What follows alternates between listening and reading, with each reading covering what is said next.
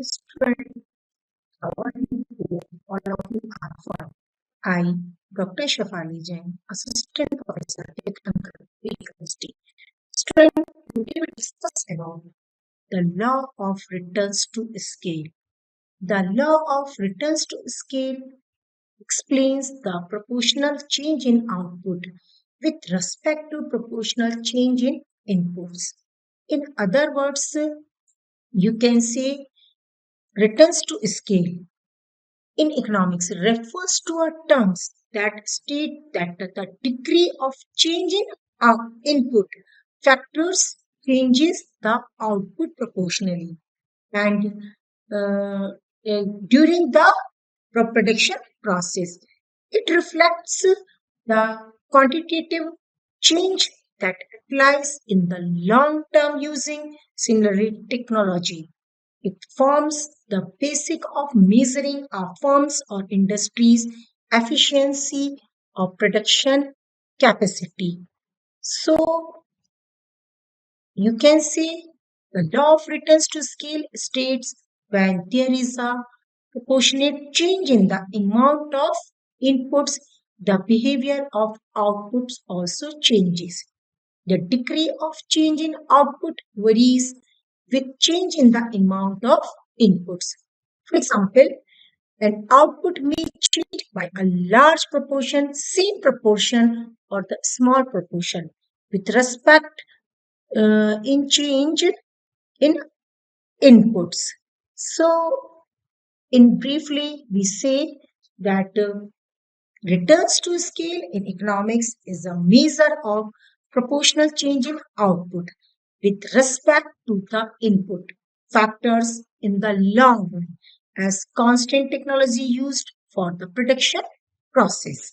And it has measured the efficiency of a firm and policy formations in industry categorizing and allows the maximum capacity of production of a firm.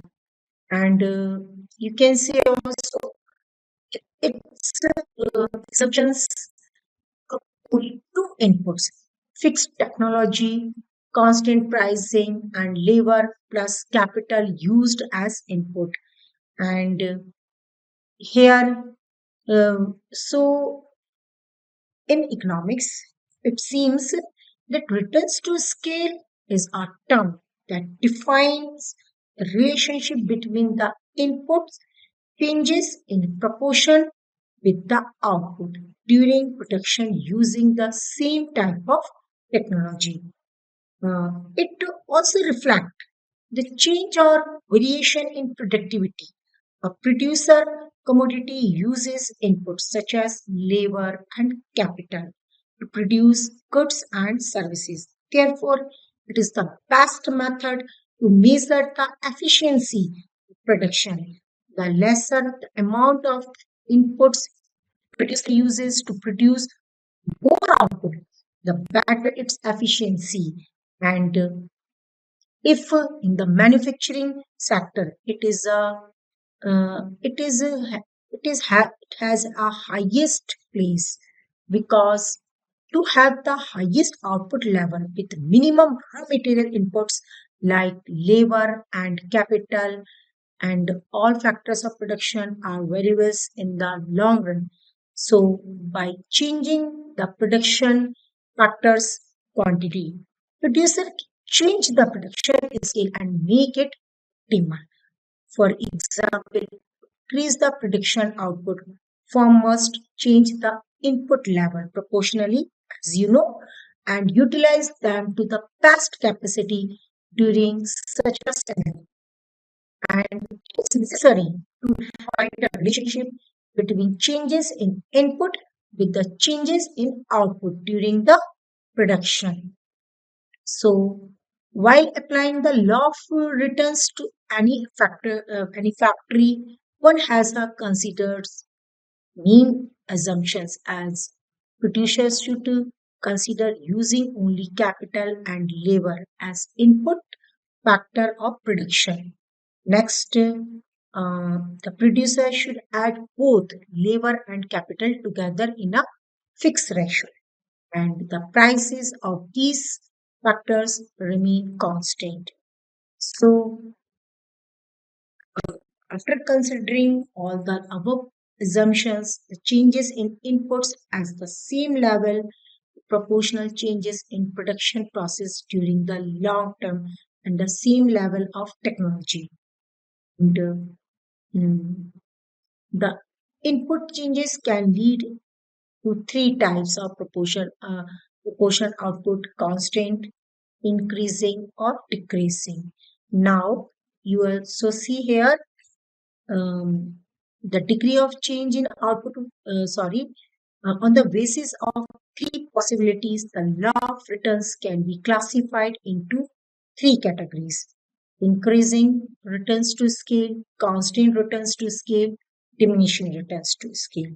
And you see in this figure, when using less output, we get more using less input, using less, yeah, factors of inputs like labor and capital increase. Here we use less input, but we get more output, increase production. This is a increasing returns to scale. When inputs factor increased by 1% and it's a constant, and the output in the production increased by 1%. The constant returns to scale, it means this ratio same. If we use the inputs, the output also increase that the same ratio, and same technology used. And in the diminishing returns to scale, factors of input increase. You see here, it is increased that the output. Input is increased, it is high and it is low. After the maximum production capacity is reached, the output of the production decrease in proportion of the to the input. It means the using more inputs but getting less output. Now we discuss about the three types of returns to scale in detail. So, increasing returns to scale. Increasing returns to scale if the proportional change in the output of an organization is greater than the proportional change in input, the production is said to reflect increasing returns to scale. For example, to produce a particular product, if the quantity of the inputs is doubled and increase in input is more than double, it is said to be an increasing returns to scale. When there is an increase in return in the scale of production, the average cost per unit produced is lower. This is because at this stage, an organization enjoy high economies of scale. It means uh, when an increase in inputs, increasing returns to scale, when an increase in inputs of production via small proportion as compared to output. It means जब आप inputs को कम use करते हैं but जो आपका output है वो unexpected higher proportion में आप गेन करते हैं as compared to output produce an expected higher proportion output. For example, the producer recorded the inputs considering the output. The production it means when you can see in the diagrams in the figure is showing first in the figure you can see here uh, that in the first time one key in the figure went from A and B indicates the amounts of inputs A and B is doubled.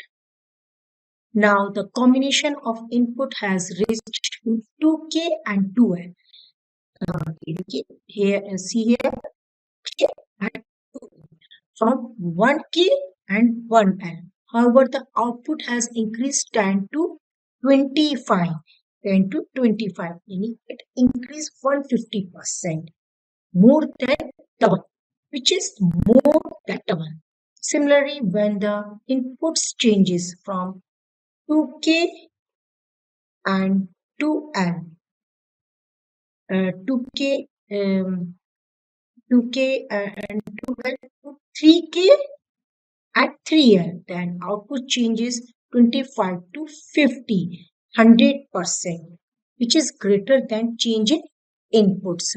They show increasing returns to scale when the output is increasing is double and more than double. So when the producer using less inputs and output is gaining more, and you say increasing returns to scale. In this condition, the firms and industry get more profit. So increasing returns to scale are the rate at which output increases when the factor of production are increased. If an increase in production labor and capital factor leads to a separate, this increase in scale occurs in the long run, not in the short run, because in the long run you can adjust both the factors. Suppose a company increases inputs by 10%, leading to a change in output of more than 10%, then it is said to have increasing returns to scale. A proportional change in production factor leads to a larger proportional change in output. Uh, just if With the help of an example, I can also explain you if capital and labor are one, output level is 20. 1 unit of labor and 1 unit of labor produce 2 units. When units are in and output level is 50, and so on, although output increasing by 30 units. The increase not is still greater than the increase in inputs. Therefore, we can conclude that when labor and capital is when labor and capital is increasing, output also increasing by a large proportion. Student, hope you understand well what is the increasing returns to scale. Now we discuss about the constant returns to scale. The prediction is said to generate constant returns to scale when the proportionate change in is equal to the proportionate change in output. For example, when inputs are double, so the output should also double. Then it's a case of constant returns to scale. It means when a proportion, you see all the figure here, it means strengths. When a proportionate change in output equals the proportionate change in, sorry, when a proportionate change in inputs equals the proportionate change in output, we speak of constant returns to scale. Prediction function with constant returns to scale is linear to consider homogeneous. Constant returns to scale can occur for a firm over the long time. You are also see in the figure when in figure there is a movement from A to B. It indicates that inputs is doubled. Now, when the combination of input has reached to 2K and 2L from 1K plus 1L, the output has increased from 10 to 20. Before the output, when we use the combination 1K and 1L, we get the output 10, 10 units. Now, when we increase the inputs in double 2K and 12, we in, we also get the production only 20. it's also double. When inputs is double, output is also only double. Similarly, when inputs changes from 2k to k to 3k, it's to 3k and 3L. Then output changes from 20 to 30. It's similar change, which is equal to change in inputs. This show constant returns to scale. In constant returns to scale, inputs are divisible, yeah, and protection function is homogeneous, and output increase as input increase, output also increase. Same proportion as same proportion inputs and output. अ, जिस proportion में हम input को use करते हैं उसी proportion में output हमारा increase होता है. अगर हम input को double use कर रहे हैं तो output भी हमारा double हो. Student, hope you well understood what is the increasing returns to scale, what is the constant returns to scale. Now it's about diminishing returns to scale, the decrease returns to scale. Diminishing returns to scale refers to a situation when the proportionate change in output is less than the proportionate change in inputs. You can see also it is the condition of the loss. For example, when capital and labor is double, but the output generate is less than double, the returns to scale would be terms as diminishing returns to scale. So it means that the increasing in output corresponding to the um, to the output leads a decrease in output as expected during the production function process. So during the production process, we can decrease output while using increase inputs. For if a factory increase the inputs, suppose a factory increase the inputs by 60% concerning the output during the production process, but the output was only 33%, then the firm is set to go through decrease returns to scale. You are also seeing in this figure when the combination of labor and capital moves from point A to point B, point A to point B, it indicates that inputs double. You see, 1K on the point A, the firm use 1K capital, 1L labor, and point B, the firm use double 2K. However, the output has increased. Sorry, at point A, the combination of inputs 1K and plus 1L. At the point B, the combination becomes 2K plus 2L.